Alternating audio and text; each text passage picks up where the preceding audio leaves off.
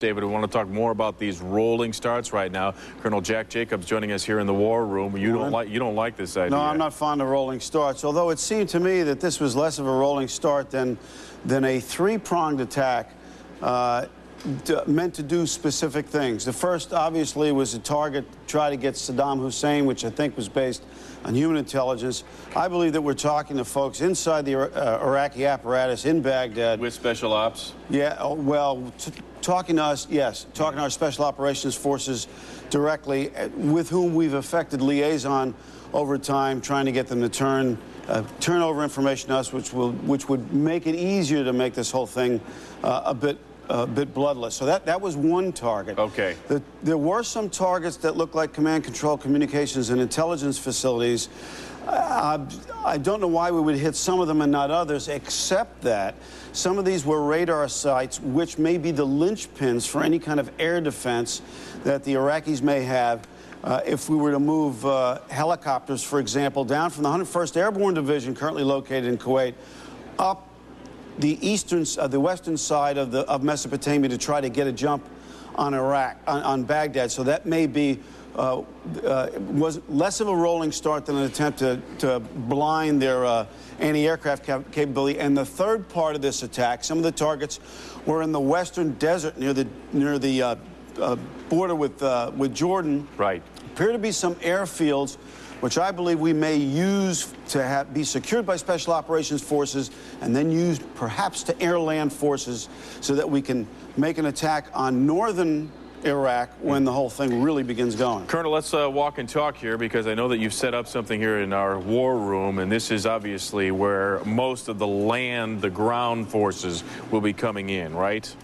Yeah, let's take a look at this. Let's say this is this is transposed, but let's say we would have the Marines coming up on the east and the 3rd Infantry Division on the west. And they may be there right now as we speak. Well, I think they're in assembly areas just to the south of the border, which makes them vulnerable, as David Schuster mentioned, to the possibility of attack from the bad guys with artillery just on the other side. We heard reports that they had donned protective gear, particularly gas masks, and they want to protect themselves, obviously, against the possibility of having chemical shells lobbed at them from artillery units just across the border. There was a report of an artillery unit being attacked just opposite our troops, I think from the 3rd Infantry Division. Okay, but the plan is to bring them up through this corridor, correct? Yeah, and they would come up Mesopotamia, one on either side of the one along the axis of each river up to Baghdad. And they would be preceded by airstrikes to pave the way from things like from 117s, for example, stealth fighters. Right, the F-117s, which already have been flying. Yes, and I think we're going to start keeping what are called caps, air caps, patrols around the region at all times. Now, we're looking at a satellite picture here. What is the significance? I would imagine you get a great deal of intelligence from these. No, well, yes, but these would give us the opportunity to guide bombs in from the F-117s down to targets which high-value targets which we need to clear the way in front of our troops.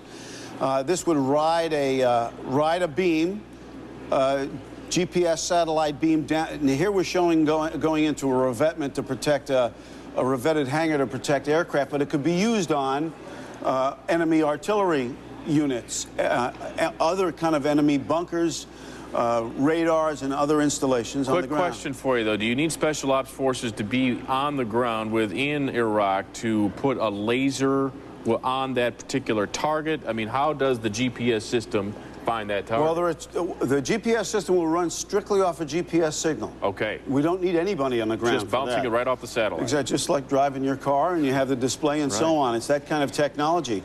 However, we do have laser-guided bombs, and we can laser or identify a target either from the ground with either special operations forces or any of the other forces we have on the ground who have line of sight with the target, or from other aircraft.